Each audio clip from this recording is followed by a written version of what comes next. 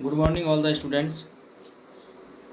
पिछले अध्याय में हमने मुद्रा क्या है, मुद्रा के कार्य और वस्तु विनिमय से संबंधित शर्तें, वस्तु विनिमय के समक्ष आने वाली कठिनाइयाँ, इन सब के बारे में चर्चा की थी। आज हम उसी मुद्रा और साख टॉपिक के अंतर्गत ऋण क्या चीज़ है, ऋण क्यों लिए जाते हैं, इन सब बातों पर हम आपसे चर्चा करेंगे, डिस्कस करेंगे। तो देखिए बच्चों, सबसे पहले हम जानना चाहते हैं कि ऋण क्या होता है, ऋण क्यों लिया जाता है, लोन। तो ऋण क्या चीज़ होती है? आप सभी बच्चे जानते हैं कि ऋण जो है, हम किसी भी कार्य को करने के लिए, किसी भी व्यवसाय को चलाने के लिए या किसी भी बड़े से बड़े कार्य को करने के लिए हमें पैसों की ज़रूरत होती है। तो इसलिए जो है कई बार हमें ऋणों की आवश्यकता पड़ती है, पैसा उधार देने की आवश्यकता पड़ती है। अब ऋण के जो है दो स्रोत होते हैं, दो सोर्स हैं ऋण के। पहला होता है औपचारिक स्रोत।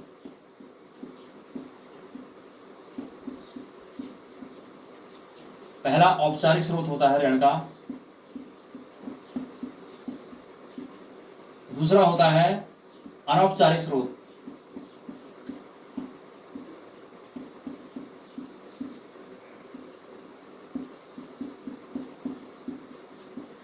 तो ऋण के दो स्रोत होते हैं, औपचारिक और अनौपचारिक। औपचारिक स्रोत जो फॉर्मल सोर्स होता है ऋण का, उसमें व्यावसायिक बैंक आते हैं, व्यावसायिक बैंक, नाबार्ड, कृषक सहकारी समिति। तो ये चीजें औपचारिक स्रोत के अंतर्गत आती हैं। दूसरा है ऋण का अनौपचारिक स्रोत, जिसमें दोस्त लोग आते हैं, रिश्तेदार आते हैं और महाजन आते हैं, साहूकार आते हैं, महाजन आते हैं। तो ऋण के दो स्रोत होते हैं बच्चों। पहला औपचारिक स्रोत होता है, औपचारिक स्रोत में व्यावसायिक बैंक आते हैं, नाबार्ड आता है, कृषक सहकारी समिति आती है। दूसरा स्रोत होता है अनौपचारिक ऋण का।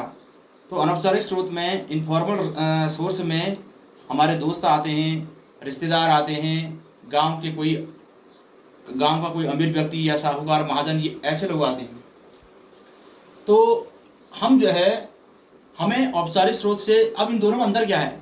What is the difference between formal source of loan and informal source of loan?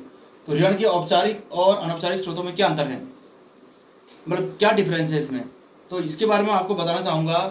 देखिए, जो ऋण का औपचारिक स्रोत है, जिसे हम व्यावसायिक बैंक से पैसा लोन लेते हैं या नाबार्ड से या कृषक सहकारी समिति से, इसमें जो रेट ऑफ इंटरेस्ट होता है, वो जो आरबीआई ने फिक्स किया है रेट ऑफ इंटरेस्ट, उसी के अनुसार हमें ऋण पर ब्याज देना होता है।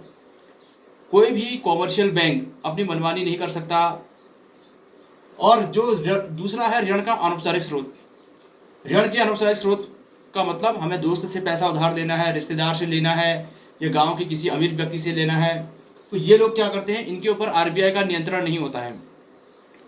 ये लोग अपनी मर्जी से मनमानी ब्याज की ऊंची दरें लगाते हैं, और उससे क्या होता है कि आम आदमी परेशान हो जाता है, वो ऋण को पूरा नहीं चुका पाता है और दिन प्रतिदिन गरीब होता जाता है। तो हमें औपचारिक स्रोत से ऋण लेने में ज़्यादा सुविधा रहेगी, ज़्यादा फायदा रहेगा। We had better to take loan from the formal source like NABARD और एंड कॉमर्शियल बैंक। तो आप जानते हैं कि ऋण के दो स्रोत होते हैं, औपचारिक स्रोत और अनौपचारिक स्रोत। औपचारिक स्रोत जब व्यावसायिक बैंक और नाबार्ड, इनके ऊपर आरबीआई का नियंत्रण होता है। इन्हें आरबीआई को अपनी रिपोर्ट देनी होती है कि हमने कितने लोगों को ऋण दिया है और किस ब्याज दर पर दिया है। तो ये अपनी मनमानी नहीं कर सकते हैं। दूसरा है अनौपचारिक स्रोत। अनौपचारिक स्रोत में हमारे दोस्त, रिश्तेदार या गांव का कोई अमीर व्यक्ति, साहूकार, महाजन, ऐसे लोग आते हैं। तो इन लोगों से ऋण लेने में हमें सुविधा, मतलब फायदा नहीं होता है। ये लोग अपनी मनमानी ऊंची ब्याज की दरें जो है लगाते हैं, और उससे आम आदमी ऋण के जाल में फंस जाता है। वो कभी भी कर्ज को पूरी तरह से चुकता नहीं कर पाता है। उसके बाद देखिए निक्षेप। निक्षेप शब्द का डिपॉजिट, यानी कि निक्षेप क्यों करता है आदमी, कोई भी आदमी बैंक में निक्षेप क्यों करता है? निक्षेप का मतलब होता है जमा करना, deposit. Why do we deposit our money in the bank? हम बैंक में अपना पैसा डिपॉजिट क्यों करते हैं? We deposit our money in the bank so that we may get interest, ताकि हमें उसका ब्याज मिले। तो बैंक में जमा धन को स्वीकार किया जाता है और उस पर ब्याज दिया जाता है, तो इसी को निक्षेप कहते हैं। फिर एक आता है समर्थक ऋणाधार। एक शब्द इसके अंतर्गत आता है समर्थक ऋणाधार। लोन के अंतर्गत ये शब्द आता है समर्थक ऋणाधार। समर्थक ऋणाधार क्या चीज होती है? ये ऋण से संबंधित शब्द है, यानी कि जब हम कोई किसी व्यक्ति से या कहीं बैंक से या किसी संस्था से या किसी पर्सन से, किसी दोस्त से, रिश्तेदार से जब हम कोई पैसा लोन लेते हैं अपने व्यवसाय को चलाने के लिए या किसी काम के लिए, तो हमें गारंटी के रूप में, तो वो व्यक्ति क्या करता है? गारंटी के रूप में हमारे संसाधनों को अपने पास रख लेता है।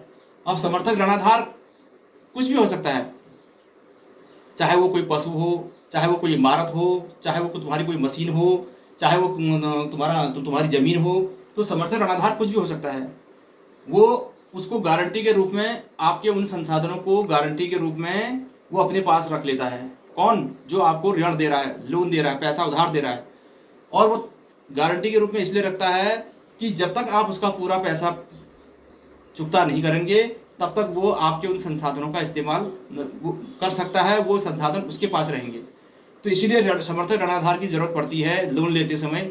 तो समर्थक ऋणाधार कुछ भी हो सकता है, आपकी ज़मीन हो सकती है, आपका भवन हो सकता है, आपकी कोई मशीन हो सकती है, आपकी कोई इमारत हो सकती है, कोई पशु हो सकता है। तो यह है समर्थक ऋणाधार। तो बच्चों, आज हमके दिन में हमने मुद्रा और शाख हमारा टॉपिक था, उसके अंतर्गत हमने आज दूसरे दिन ऋण पर चर्चा की। ऋण क्या होता है, ऋण क्यों लिया जाता है, ऋण के कितने स्रोत होते हैं, और समर्थक ऋणाधार क्या होता है, निक्षेप शब्द क्या होता है। तो मैं आशा करता हूँ, उम्मीद करता हूँ कि आप सभी विद्यार्थियों की समझ में ये आज का कंटेंट आया होगा। और अगर आपको मेरा वीडियो पसंद आया तो आप ज़्यादा से ज़्यादा इसको लाइक करें, शेयर करें और सब्सक्राइब करें। धन्यवाद।